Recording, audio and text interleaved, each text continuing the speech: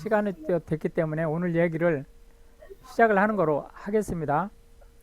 우선 우리가 지금 이 강좌를 통해서 알아보려고 하는 거는 영어의 문장 패턴이 어떻게 되는 건지, 그리고 그 문장의 구조가 어떻게 되는 건지, 그거를 지금 보려고 하는 거예요. 예를 들어서 집을 짓는다고 생각하면 설계도가 있잖아요. 집을 짓는데 설계도 없이 머릿속으로만 생각하고 집을 짓는 사람이 없죠. 그 설계도를 보는 방법이 패턴하고 구조를 보는 눈이에요. 그러니까 그거를 보면, 아, 이게 여기다는 안방을 안 치라는 얘기구나, 여기다 침대를 놓으라는 거구나, 여기다 창문을 다르라는 얘기구나, 이걸 볼 수 있는 거거든요. 근데 그걸 볼 수 있는 눈을 양성하는 방법이 바로 패턴과 신텍스를 보는 거라는 거예요. 그래서 이것을 볼 때 우리가 지금까지 통밥으로 했었던 해석, 이게 한국인은 통밥을 잘 굴려요. 왜 그러냐면은 한국말 자체가 정황어이기 때문에 단어가 어디에 와도 다 꿰맞춰서 말을 만들 수 있는 능력이 있어요. 한국인은. 그게 영어를 쓰는 사람들은 그 능력이 없어요. 그거를 착각을 하면 안 돼요. 한국말처럼 해석할 수 있다고 생각하면 안 돼요. 영어는 규칙대로 하셔야만 정확한 해석을 할 수 있다는 거예요. 그리고 그 규칙대로 하는 영어가 바로 아프리카 사람이 써도 똑같은 해석을 할 수 있고, 남아메리카 사람이 써도 똑같은 해석을 할 수 있는 이유가 바로 그 공식을 따르기 때문에 그렇다는 거예요. 한번 보시죠. 한국말이 정황어라고 하는 건데, 영어는 우리가 위치어라고 표현을 하거든요. 왜 위치어냐? 단어가 놓여야 될 위치가 정해져 있어요. 그 정해진 위치에 놓지 않으면 엉뚱하게 해석할 수 있다는 거예요. 그래서 위치어다, 이렇게 얘기를 한다는 거죠. 그러면은 학교에서 우리가 그렇게 많은 시간 투자를 하면서 영어를 배웠는데 왜 현장에 가면 헷갈리느냐? 그거는 아주 심플해요. 제가 이걸 지금 한글로 지금 표시를 했는데 이걸 영어라고 생각을 하세요. 한국말에 익숙해지는 것이 영어에 익숙해지는 것이 훨씬 더 쉬워요.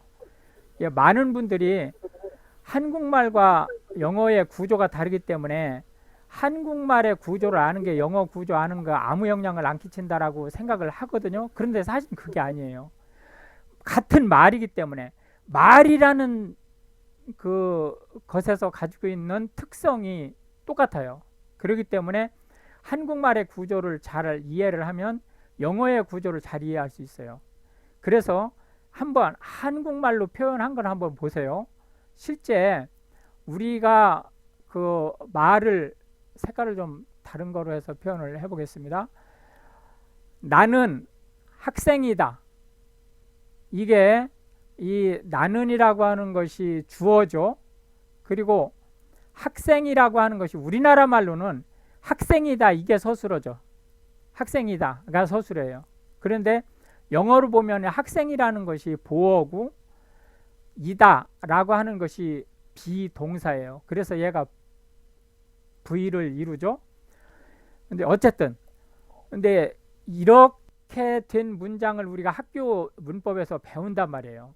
그런데 실제 현장에서는 어떻게 쓰이냐면, 나는 생활과학과 학생이다. 키가 큰 나는 생활과학과 학생이다. 늘씬하게 키가 큰 나는 생활과학과 학생이다. 이게 지금 제가 무슨 말을 하려고 하는지 이해되세요? 나는 학생이다라는 말이 계속 나오죠. 모든 문장에 지금 나는 학생이다라는 말이 나와요. 그죠? 그런데 나는 학생이다라는 말에 빼놓고 보면 무수히 많은 얘기들이 끼어들어가 있어요. 실제 현장에서는. 맨 밑에 문장을 한번 보세요. 늘씬하게 키가 큰 나는 생활과학과에 재학 중인 학생이다. 이렇게까지 갈 수 있는 거예요. 실제 이 문장이 이 한쪽을 다 차지할 수 있어요. 하나의 문장으로. 이렇게 살을 붙이다 보면. 이해되시죠? 그러니까 어려워지는 거예요. 이렇게 살을 붙여서, 실제 현장에서는 살을 붙여서 긴 문장이 쓰이기 때문에. 근데 실제 내가 학교 문법을 통해서 배울 때는 이렇게 간단한 문장, 맨 위에 있는 간단한 문장을 배운단 말이에요. 근데 현장에서는 맨 밑에 있는 것처럼 이렇게 복잡한 문장이 튀어나온단 말이죠. 그런데 실제 이걸 잘 보면 나는 학생이다가 뼈대라는 거예요. 이거를 찾아낼 수 있어야 된다는 거예요. 우리가 지금 이거를 앞으로 3개월 이내에 이 뼈대를 볼 수 있는 훈련을 할 거예요. 그걸 목표로 하는 거예요. 1차 목표가 이 뼈대를 찾아내는 거예요.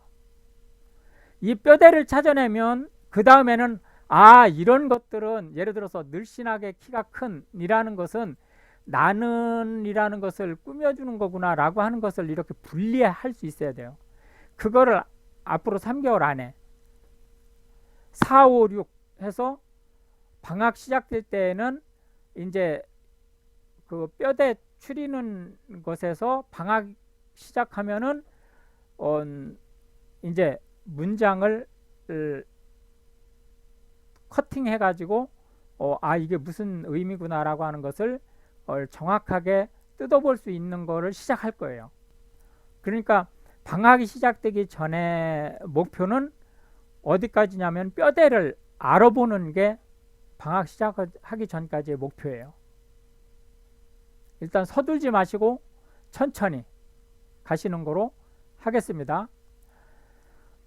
그러면 실제 이렇게 현장 영어가 길고 복잡해지는 이유를 보면, 물론 세세하게 보면 여러 가지가 있겠죠. 그러나 굵직하게 보면 세 가지예요.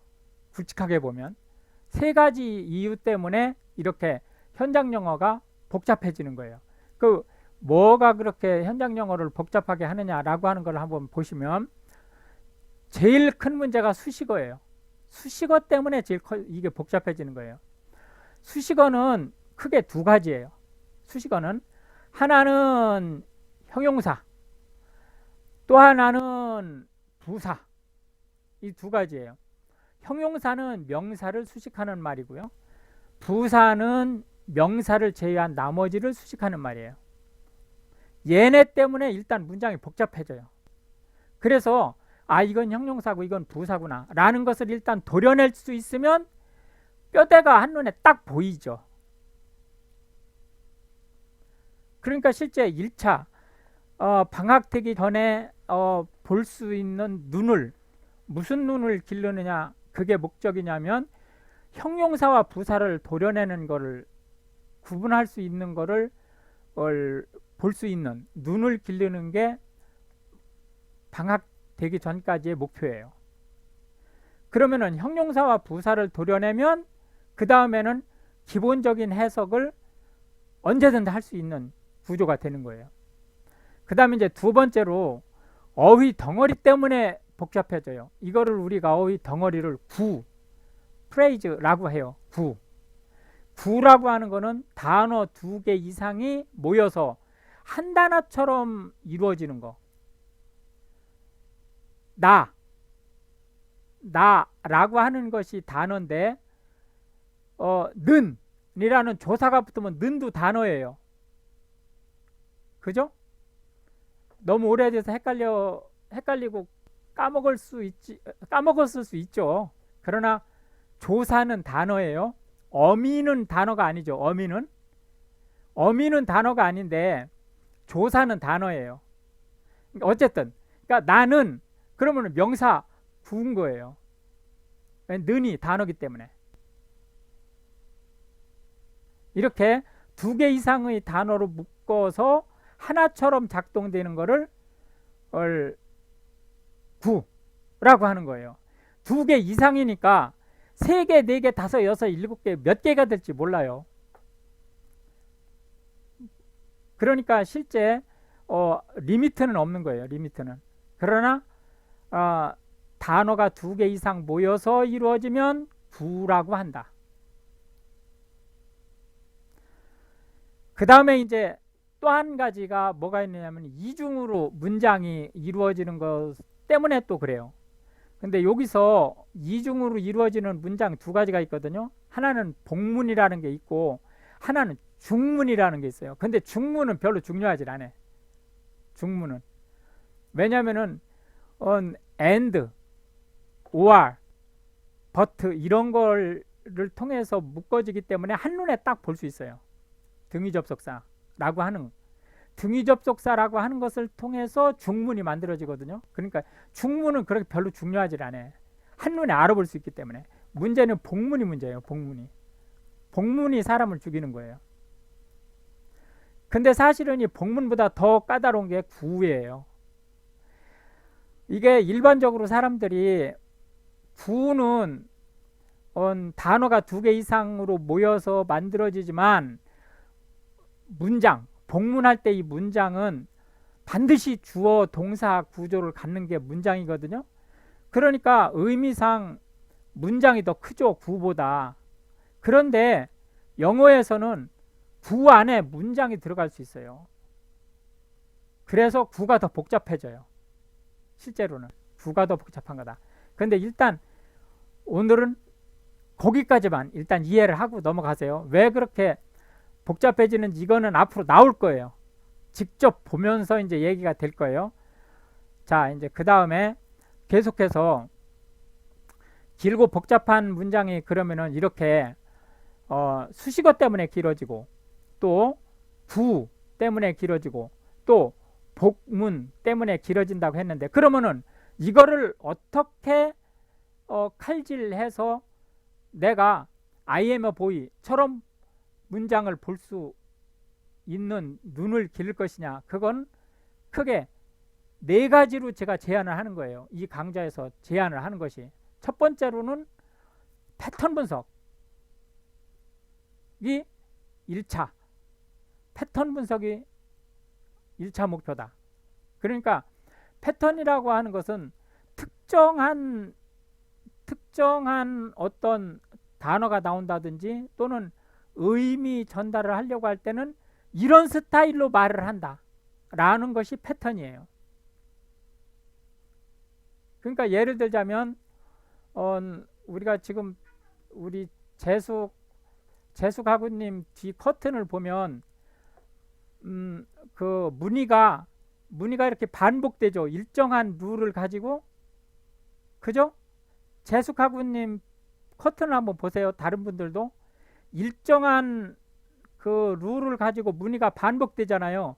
그걸 우리가 패턴이라고 한단 말이에요. 근데 이 말도 마찬가지예요. 말도 예를 들어서 우리가 우리 아버지가 밥 처먹었어 이렇게 얘기하는 사람이 없잖아요. 그죠? 아버지라는 말이 앞에 나오면 뒤에 따라 나오는 말이 진지 잡수셨어요 라는 말이 따라 나와요. 그죠? 영어에서는 존댓말이 없잖아요. 그렇지만 한국에서 존댓말이 발달된 것처럼 영어에서도 예를 들어서 서술 부분이 발달돼 있단 말이에요. 그러한 특징들이 지금 저 커튼의 무늬가 일정 그 규칙을 가지고 반복되는 것처럼 특정한 어떤 의미가 나올 때는 이러한 스타일의 말이 쓰인다라고 하는 구조가 있단 말이에요. 그러한 것들을 우리가 패턴이라고 한다고. 그 다음에 2번째로 이제 구조 분석을 할 건데, 구조 분석은 5가지로만 할 거예요. 우리는 구조 분석 방법은 생각보다 많아요. 이게 그 영문학적인 측면에서 논문 자료들 보고 하면 1000가지 가깝게 나와요. 구조 분석 방법이. 그런데 실제 그렇게까지 세밀하게 할 필요가 없어요. 왜? 우리가 박사학위 따려고 하는 게 아니니까. 그래서 우리는 5가지로 구조를 다 분석을 끝낼 거예요. 그건 이제 조금 이따 한번 보시고 보시는 거로 하고, 그 다음에 이제 이 패턴하고 구조를 분석하는 것을 공식으로 가지고 갈 거예요. 수학 공식처럼. 그렇기 때문에 특정한 패턴이나 특정한 구조가 나오면 해석을 이 공식에 의해서 할 수 있게 갈 것이다. 그 다음에 마지막으로 한국어를 기반으로 해서 설명을 드릴 거예요. 특히 초기 우리가 완전히 이 구조와 패턴에 대한 얘기를 이해할 때까지는 한국어를 기반으로 해서 설명을 드릴 겁니다. 요 4가지 방법을 통해서 우리가 영어를 그동안 속삭였던 영어를 확실하게 길을 들이는 그런 구조로 갈 거다. 이거는 중요한 내용이 아니기 때문에 좀 심플하게 넘어가겠습니다. 문장이라고 하는 것이 어떻게 구성되는지를 한번 보시면, 일단 음소라고 하는 것은 A, B, C, D 이게 음소예요. A가 아 발음이 난다, A 발음이 난다, 발음이 난다, 이런. 그 다음에 B가 V 소리가 난다 라고 하는, 이게 음소예요. 음절은 하나의 단어가 이루어지는 거예요. 하나의 단어가. 어서 오세요. 하나의 단어가 이루어지는 것이 단어가 아니고 음이 이루어지는 것이 음절이에요. 음절은 다른 발음과 구분이 돼요. 다른 발음과. 예를 들어서 아, 여, 가 이런 것들이 각각의 음절이 되는 거예요.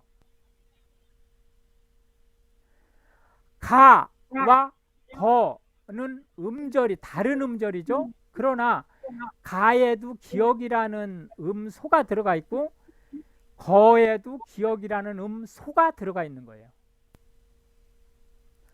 그 다음에 단어는 음절 하나 이상이 모여서 의미가 달라지는 거를 단어라고 그래요. 의미가 달라지는 거. 그러니까 말이라고 하는 것이 음절 하나로 이루어진 단어지만 사람이 의사표시를 하는 것을 말이라고 그러잖아요. 그렇게 의미가 정해진 것을 단어라고 하는 거예요. 그럼 실제 문장에서 중요한 거는 단어부터 중요해지는 거예요. 단어부터. 음소, 음절은 문장에서는 중요한 게 아니에요. 이해되셨죠? 자, 넘어가겠습니다. 그리고 이해가 안 가는 건 무조건 물어봐야 돼요. 왜? 나만 이해 안 가는 게 아니라 옆 사람도 이해 안 가요. 그렇기 때문에 체면 차리지 마시고, 두 번째로 진도 나가는 게 중요한 게 아니에요. 진도 나가는 게 중요한 게 아니고 이해하는 게 중요한 거예요. 그렇기 때문에 내가 이해 못하는 것은 내가 조금 학습 진도가 지지부진해서 다른 사람한테 폐끼칠까 봐 걱정하지 마시고, 모르는 건 무조건 다 물어보셔야 돼요. 그리고 미처 물어보지 못했다 그러면 나중에 카톡으로 물어보세요. 꼭 물어보셔가지고 모르고 넘어가면 안 됩니다. 모르고 넘어가면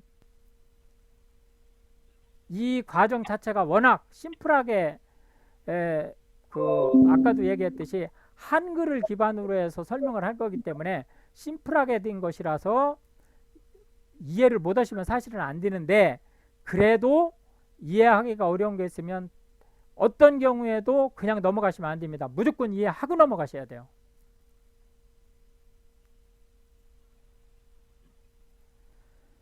그럼 이제 문장이라고 하는 것이 뭐냐? 자, 말이라고 하는 거는 표현 방법에 따라서 크게 2가지가 있다고 그랬잖아요. 하나는 문자를 통한 말이 있어요. 문자를 통한 말은 내가 상대방의 것을 받아들이는 걸 입력이라고 그러죠. 그 문자의 입력은 읽는 거예요.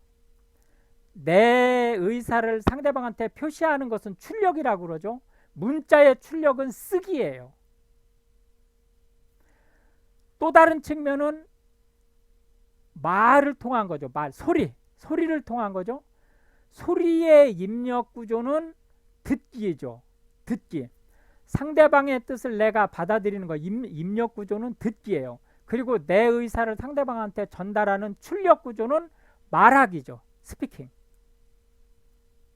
그런데 지금 이 과정은 말하기와 듣기는 이 과정에서 주로 다루지 않아요. 그거는 다음 과정에서 다룰게요. 다음 과정에서. 지금 과정은 주 목적이 뭐냐면 읽고 쓰는 거예요. 읽고 쓰는 것이 이 과정의 주목적이에요. 그러면은 그 읽고 쓰는 것의 메인이 문장이라는 것을 통해서 된다는 거예요. 문장. 그 문장이라는 것을 통해서 되는데 문장의 기본 요소가 단어예요. 단어. 단어는 음절 하나 이상이 모여서 다른 단어와 의미가 달라지는 걸 단어라고 그래요. 어휘라는 말이 있어요. 어휘라는 단어는 월드라고 읽죠. 우리가 어휘는 버케버라리라고 하잖아요. 어휘와 단어의 차이가 뭐죠? 단어는 다시 말하면 음절 하나 이상이 모여서 하나, 둘, 셋, 넷, 다섯 음절, 여섯 음절 다 이렇게 이루어지죠. 해서 다른 단어와 의미가 달라지게 자기만의 의미를 갖는 것이 단어인데, 어휘라고 하는 것은 내가 속한 사유에서 쓰는 단어들의 모임을 어휘라고 그래요. 그럼 어휘는 사람마다 다 달라지겠죠? 무슨 얘기인지 이해되셨어요? 생활과학과 학생들이 쓰는 어휘와 국문학과 학생들이 쓰는 어휘가 같을까요? 틀릴까요? 다르죠. 그죠? 달라요. 왜? 예를 들어서 생활과학과에서 같은 생활과학과 안에서도 식품영양학 전공이냐, 의료 패션 전공이냐, 가정복지 전공이냐에 따라 또 어휘가 달라지겠죠. 그죠? 예를 들어서 가정복지를 전공하는 분들은 어휘사전에 복지와 관련된 어휘가 잔뜩 들어있을 수 있어요. 그죠? 근데 식품영양학을 전공하는 분들한테는 영양과 관련된 어휘들이 잔뜩 들어있겠죠. 같은 생활과학과에서 공부를 해도 식품영양학과에서 다루는 말을 가정복지 쪽 그 전공하라는 학우들이 들으면 이해를 못할 수 있어요. 이렇게 그 사람이 어느 환경에 처해져 있느냐에 따라서 그 단어의 모임이 달라지죠. 그거를 우리가 어휘라고 하는 거예요. 어휘.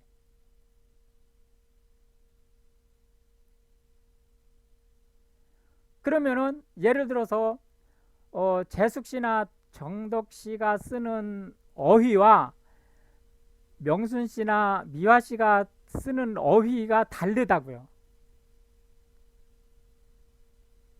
왜? 전공이 다르기 때문에. 그 다음에 렉시콘이라는 말이 있어요. 렉시콘은 많이 듣지 못한 말일 수 있어요. 오늘 처음 듣는 분이 계실 수도 있어요. 렉시콘이라고 하는 것은 뭐냐면은 우리가 사전이라고 하면 렉시콘을 얘기하는 거예요. 사전. 그러니까 렉시콘은 어휘하고 조금 의미가 다르죠. 왜냐? 어휘는 특정 환경에서 주로 쓰이는 단어들을 모아놓은 게 어휘인데 렉시콘은 그게 아니에요.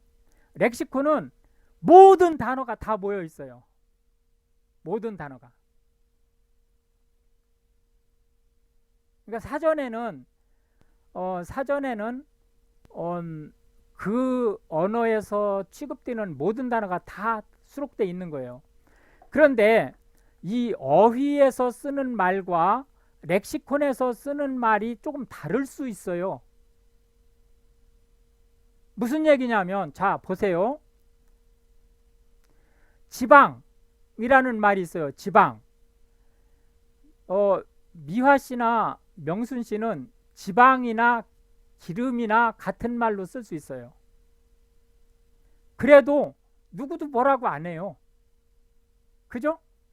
근데 정덕 씨나 재숙 씨는 지방과 기름을 같은 말로 쓰면 무식하다고 들을 수 있어요. 왜냐? 영양학에서는 지방은 30도, 섭씨 30도에서 고체 상태인데 기름은 섭씨 30도에서 액체 상태예요. 우리가 들기름을 들지방이라고 안 해요. 기름, 들기름 이렇게 표현하잖아요. 그런데 버터를 우리가 패트라고 하지 오일이라고 얘기 안 한단 말이에요. 그런데 미화 씨나 명순 씨는 그게 뭐 중요한데? 그게 뭐가 중요해? 그게 버터 달라고 하면은 슈퍼마켓에서 다 주는데 초등학교 안 나온 분이 슈퍼마켓을 해도 버터 달라고 하면 딱딱한 거 주고 올리브유 달라고 하면은 물로 든 거 줘요. 뭐가 중요해 그게? 그런데 식품영양학을 전공을 했다고 하면 아니죠. 그게 완전히 얘기가 달라지죠. 그래서 렉시콘에서 쓰는 말과 어휘, 버케버러리에서 쓰는 말은 좀 다를 수 있어요. 그거를 어디서 얘기를 해주냐? 패턴에서 얘기해 주는 거예요. 패턴에서. 이게 똑같이 지지를 얘기하는 건데 이럴 때는 얘가 팩트를 얘기하는 거고 이럴 때는 얘가 오해를 얘기하는 거다 라고 하는 것을 누가 패턴에서 알려주게 돼 있어요. 그러면 문장이라고 하는 것은 뭐냐? 그거는 이 어휘를 일렬로 나열한 걸 문장이라고 그래요. 일렬로. 그런데 사람은 3차원 공간에서 살죠. 그리고 사람의 생각은 머릿속으로 생각을 하잖아요. 머릿속으로 생각을 하는데 생각은 빛의 속도로 한단 말이에요. 그런데 그 표현은 뭘로 하느냐면 문장으로 하죠. 그러니까 여기에서 문제가 생겨요. 속도에서 문제가 생기고 생각이 훨씬 빨리 가기 때문에 말보다 속도에서 문제가 생기고 둘째로는 3차원을 지각하는 인지력과 1차원으로 밖에는 말을 할 수 없는 이 구조의 차이 때문에 오해가 생겨요.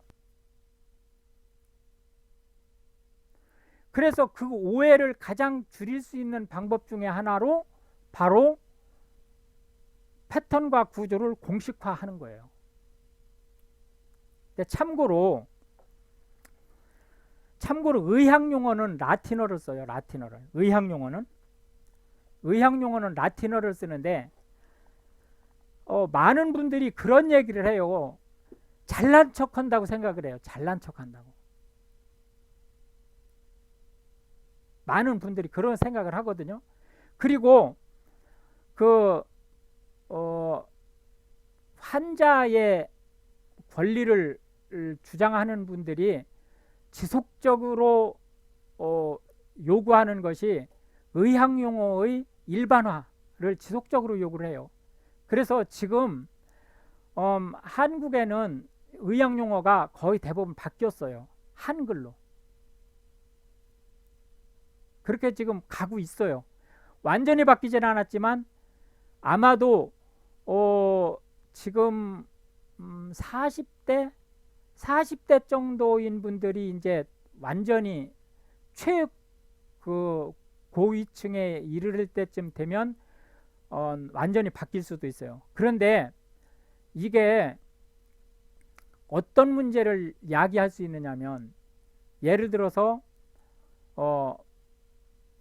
의학이라고 하는 거는 사람의 목숨을 다루는 거잖아요. 사람의 목숨을 다루는 건데, 말을 하는 사람과 말을 듣는 사람이 의미가 달라지면 어떤 일이 벌어지겠어요?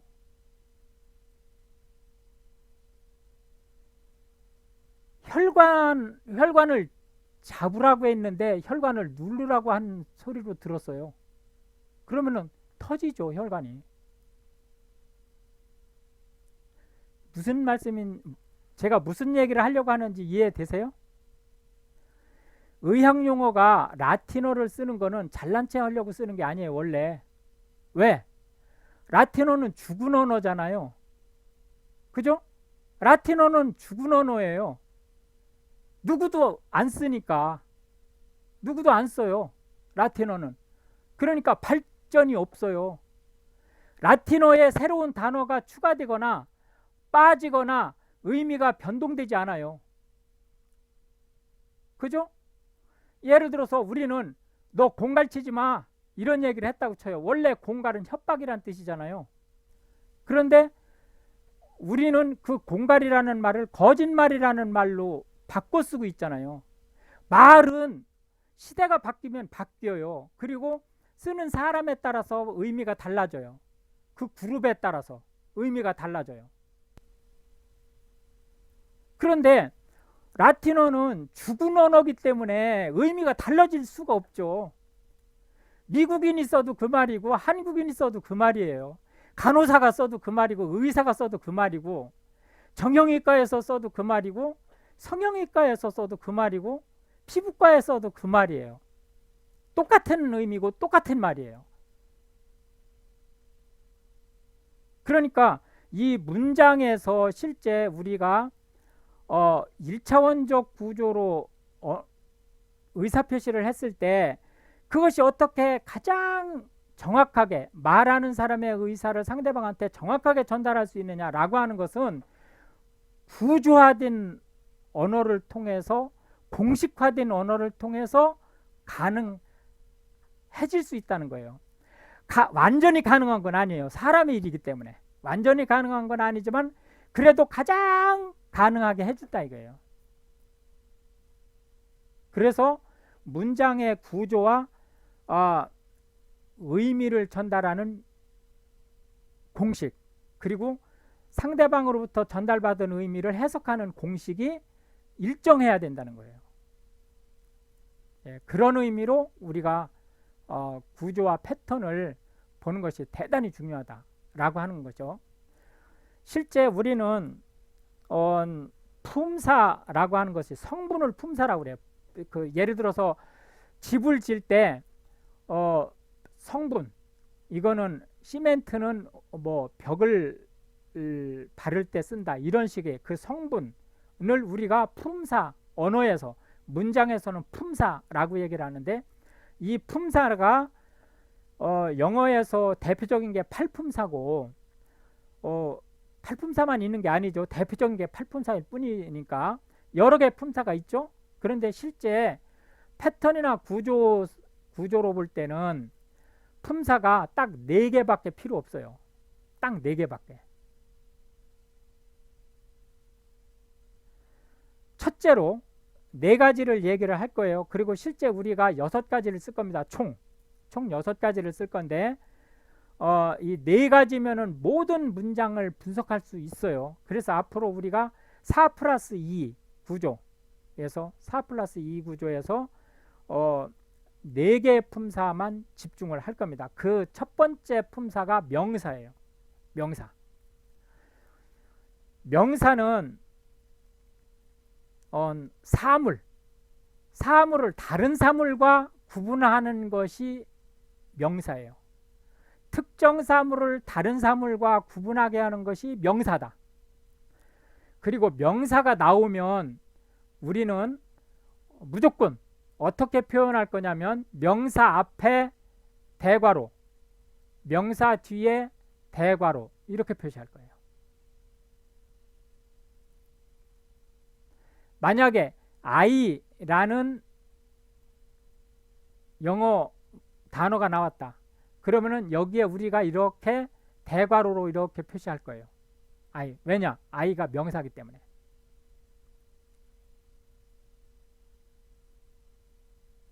무슨 얘기인지 아시겠죠? 내 이름. 내 이름이라는 말이 my name이라는 말이 이렇게 있단 말이에요.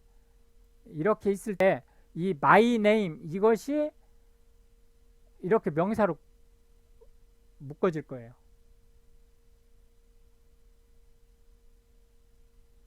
무슨 말인지 이해하셨죠? 네, 이 명사는 예를 들어서 특정한 것이 있다는 걸 눈으로 볼 수 있고 손으로 만질 수 있고 또 보다 구체적으로 설명을 할 수 있는 것을 우리가 구상명사라고 얘기하고 그거를 머릿속으로만 이해할 수 있는 것을 추상명사라고 하고 또 하나에 해당되는 걸 단수명사, 2개 이상인 것을 복수명사 이런 식으로 명사를 구분할 수 있어요. 종류를. 근데 어쨌든 이렇든 저렇든 얘들을 모두 묶어서 명사라고 얘기를 하고 명사가 출현하면 구조나 패턴 분석을 할 때 무조건 대괄호를 친다.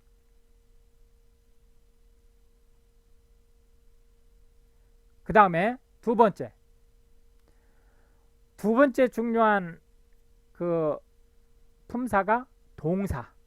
예, 동사. 동사는 사물의 움직임이나 상태를 나타내는 게 동사예요.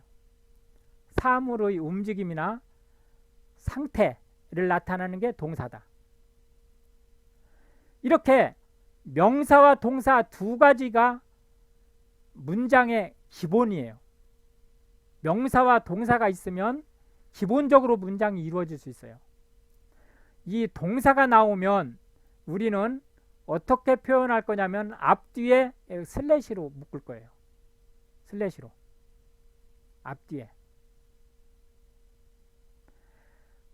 동사 시작할 때 슬래시, 동사 끝날 때 슬래시 해서 슬래시로 앞뒤를 묶을 겁니다. 그러면은 이게 여기부터 여기까지가 동사구나 라고 하는 걸 우리가 알게 돼요. 근데 한국어에서는 서술어가 동사만 있는 게 아니죠. 한국어에는 서술어가 동사만 있는 게 아니에요. 첫째, 뭐가 있죠? 동사 말고 형용사 있죠. 형용사. 그죠? 예, 형용사. 형용사가 있어요. 아름답다, 예쁘다, 이런 말이 서술어잖아요. 그죠?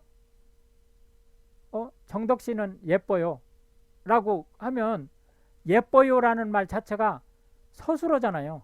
그죠? 그리고 그 예뻐요 라는 말은 형용사죠. 형용사.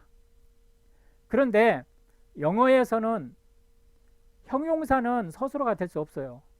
영어에서는 무조건 동사만 서술어가 돼요. 무조건. 뭐 이유가 없어요. 무조건 동사예요. 다로 끝났다 그러면 무조건 동사예요. 그리고 동사가 아닌 거에 다를 붙이면 안 돼요.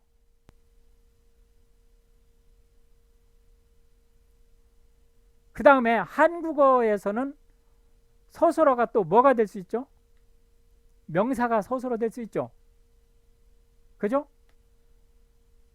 서술어에 전미사를 붙여서 명사에 전미사를 붙여서 서술어로 만들 수 있죠? 네, 있어요. 이게 중요한 걸 아니까 넘어갑시다. 그래서 어쨌든 이 동사는 우리가 동사도 여러 종류가 있어요. 뭐 이런 동사 저런 동사 여러 종류가 있는데 제일 중요한 게 우리가 구조 패턴 분석에서 제일 중요한 게 자동사냐 타동사냐 예요. 자동사는 우리가 VI라고 표시를 할 거예요. 타동사는 VT라고 표시를 할 겁니다.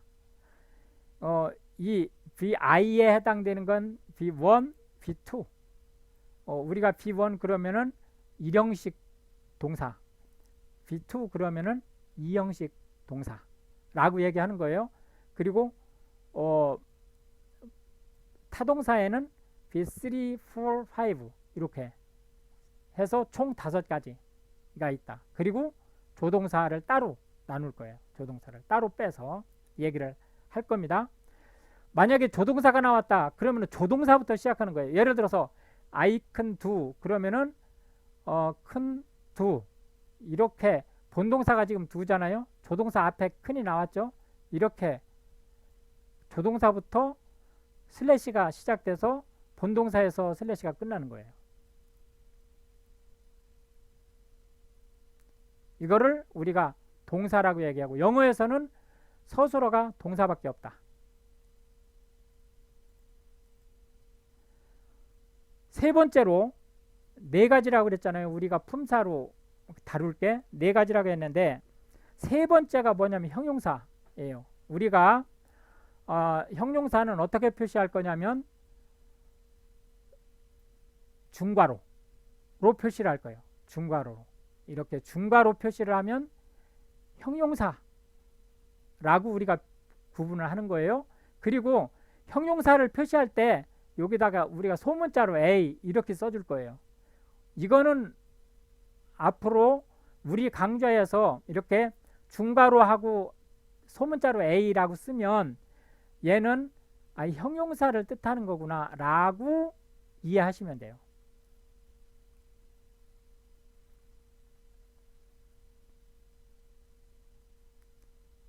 형용사는 무슨 역할을 한다? 명사를 수식하는 역할을 한다. 형용사는 수식어지만 명사 이외에는 그 어느 것도 수식할 수 없어요. 형용사는. 형용사가 나왔다 그러면 명사가 뒤에 나온다는 뜻이에요. 그래서 형용사와 명사를 묶어서 명사 구가 되는 거예요.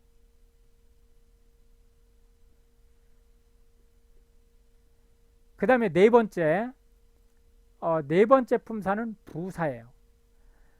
명사를 제외하고는 다 부사가 수식해요. 그러니까 사실상 문장에서 제일 흔하게 등장하는 게 어쩌면 부사일 수 있어요. 어쩌면. 실제 문장을 구성하는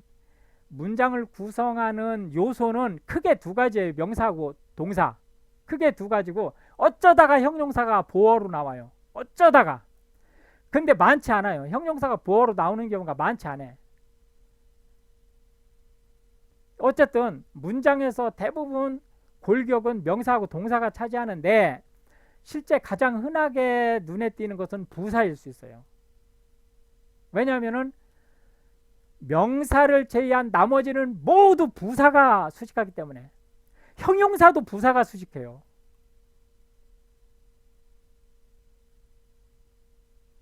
예를 들어서 이 세상에서 제일 빠른 비행기는 콩코드야 라고 할 때 그 빠른을 누가 수식하나 보세요. 되게 빠른 비행기야, 엄청나게 빠른 비행기야 할 때 그 빠른을 누가 수식해 주냐면 되게, 엄청나게, 무지하게 다 부사예요. 또 부사를 부사가 수식할 수도 있죠. 엄청 빨리 달렸어.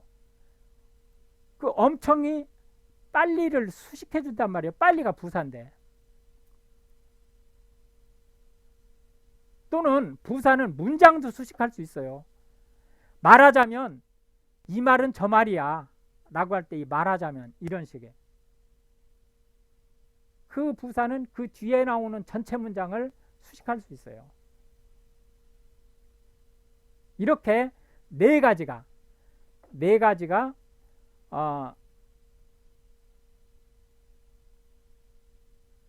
우리가 얘기하는 구조나 패턴을 분석하는 데 있어서 쓰게 될 품사다.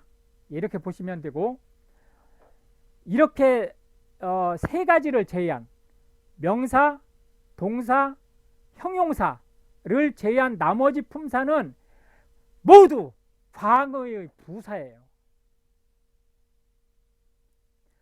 협의의 부사는 사전에서 부사라고 얘기하는 게 협의의 부사고, 광의의 부사는 그 나머지는 모두 부사로 보면 돼요. 의문사 부사로 보면 돼요. 감탄사 부사로 보면 돼요. 전치사 부사로 보면 돼요. 그러니까 기본은 네 가지만 있으면 된다. 명사, 동사, 형용사, 부사. 그리고 제가 여기서 4+2라고 가는 이유가 뭐냐면은 전치사가 너무 중요한 역할을 하기 때문에 광의의 부사이긴 한데, 부사에서 따로 떼내 가지고 전치사라는 거를 쓸 거예요. 그리고 복문을 만들 때 접속사가 너무나 중요한 역할을 하기 때문에 따로 떼내서, 부사에서 따로 떼내 가지고 접속사라는 말을 쓸 거예요. 그래서 4+2 구조로 명사, 동사, 형용사, 부사에다가 부사에서 전치사와 접속사를 떼내서 2개 해서 총 6개 가지고 모든 문장을 분석할 거다. 그러면 만약에 시험 볼 분들 있잖아요. 시험 볼 분들, 뭐 예를 들자면 뭐 대입 시험을 본다든지, 또 입사 시험을 본다든지, 뭐 토익 시험을 본다든지, 뭐 이런 분들은 학교 문법을 따로 공부를 하셔야 돼요. 단 이제 이 과정을 끝내고 나면 학교 문법이 지금까지와는 달리 전혀 어렵지 않게 보실 수 있는 눈이 생길 거예요. 그러나 이 과정에서는 시험용 문법은 완전히 다루지 않아요. 일부만 다룬다는 거예요. 일부만. 왜냐하면 우리가 생판 처음 보는 문장을 봤을 때 이거를 어떻게 내가 정확하게 무슨 의미를 가지고 이 저자가 썼는지, 이 글을 쓴 사람이 무슨 의미를 가지고 썼는지를 분석하는 게 이 과정의 주목적이기 때문에, 그렇기 때문에 시험용 문법을 100% 설명하지 않아요. 그러니까 예를 들자면 우리가 인칭 대명사라는 것을 1인칭 대명사 I, my, me, mine 이런 식으로 배웠잖아요. 여기서 my는 우리 과정에서는 형용사로 본단 말이에요. 대명사로 안 보고.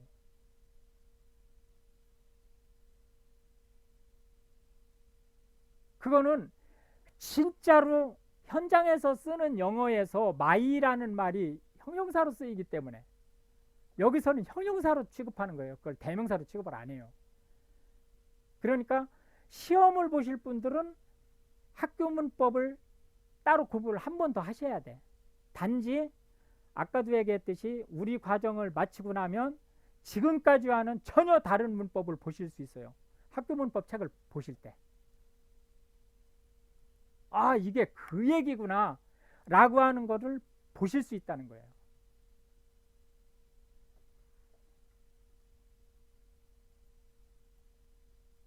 계속해서 가보겠습니다.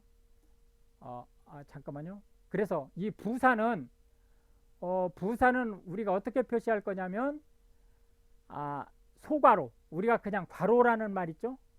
우리가 괄호라고 하는 말, 그러니까 소괄호를 칠 거예요. 앞뒤를. 자, 그럼 다시 한번 보겠습니다. 전체를 한번 요약을 해보면 명사는 앞뒤를 대괄호로 묶을 거예요. 동사는 앞뒤를 슬래시로 묶을 거고요. 그 다음에 형용사는 앞뒤를 중괄호로 묶을 거예요. 그리고 부사는 앞뒤를 괄호, 그러니까 우리가 소괄호를 괄호라고 그러죠. 소괄호로 묶을 거예요. 그 다음에 이 형용사가 나오면 이 형용사는 무슨 역할을 한다고 그랬어요? 명사를 수식하는 역할을 한다고 그랬죠. 그러니까 그 수식 받는 애를 중심어라고 그래요. 중심어. 이렇게 화살표로 수식 받는 애를 쫓아갈 거예요. 화살표로. 중괄호가 나오면 화살표가 따라 나오는 겁니다. 그래서 화살표로 얘가 수식하는 중심어가 누군지를 쫓아가면서 표시해 줄 거예요. 그 다음에 원래 부사도 수식어니까 얘도 쫓아가면서 원래 해줘야 돼요. 뭐를? 예를 들자면 이렇게 동사를 이렇게 원래는 해줘야 돼요. 그런데 아까도 얘기했듯이 생각은 3차원에서 하죠. 근데 문장은 1차원이죠. 그러다 보니까 미스매치가 돼요. 그래서 형용사하고 명사는 대부분 다 붙어 있어요. 그런데 부사는 떨어져 있어요. 그래서 부사는 화살표를 표시하기가 어려워요. 그래서 처음에 연습할 때는 부사도 화살표 표시를 하겠지만 나중에는 부사는 화살표로 표시를 안 할 거예요. 처음에 연습할 때만 한번 하고, 그런데 형용사는 무조건 표시를 해주셔야 돼요. 떨어져 있어도 표시해야 돼. 형용사는.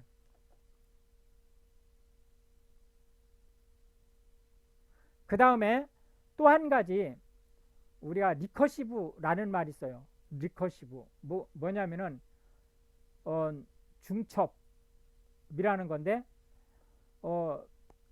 그 안에서 또 다른 구성 요소가 들어올 수 있어요. 자, 맨 앞에 페이지로 한번 다시 가보겠습니다.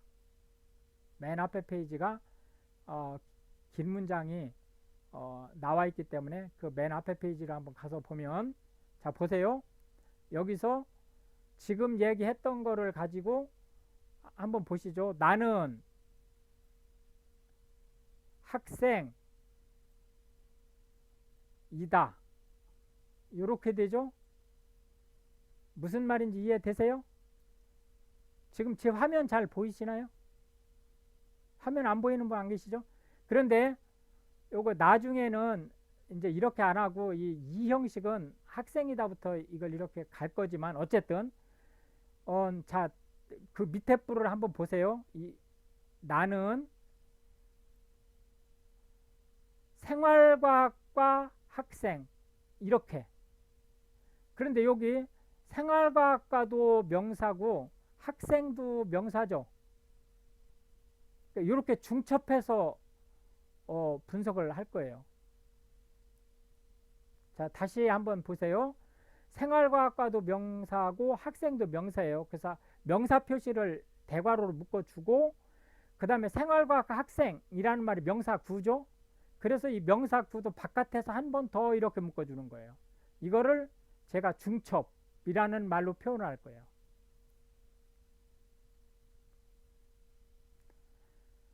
자, 키가 큰 나는 여기까지가 명사죠. 이렇게 명사 구조 이렇게. 그죠? 이렇게.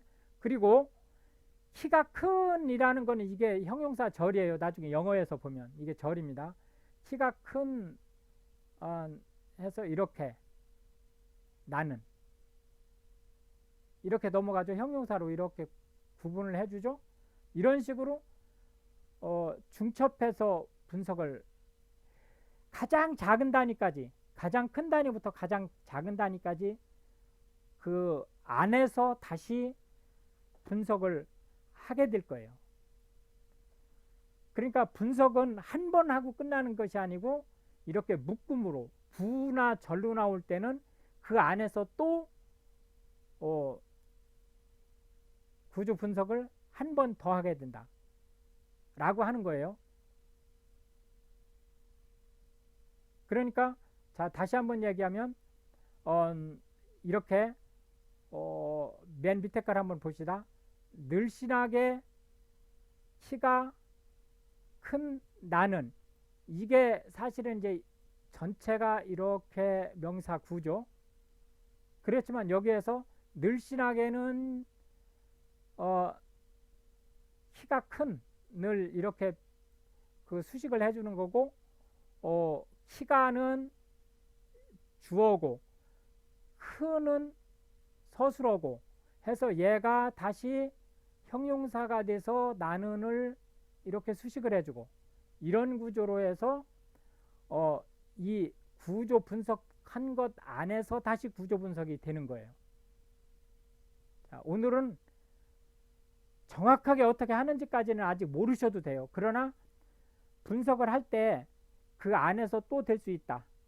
명사는 대괄호로 묶고, 동사는 양쪽을 슬래시로 묶고, 형용사는 양쪽을 중괄호로 묶고, 부사는 양쪽을 괄호, 소괄호로 묶는다.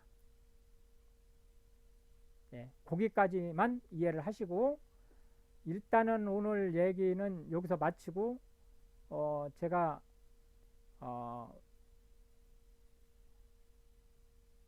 유튜브에 올릴 요거 그 나중에 복습을 필요할 때 하기 위해서 유튜브에 올릴 부분은 여기서 끊고요. 여기서 끊고 질문을 받도록 하겠습니다.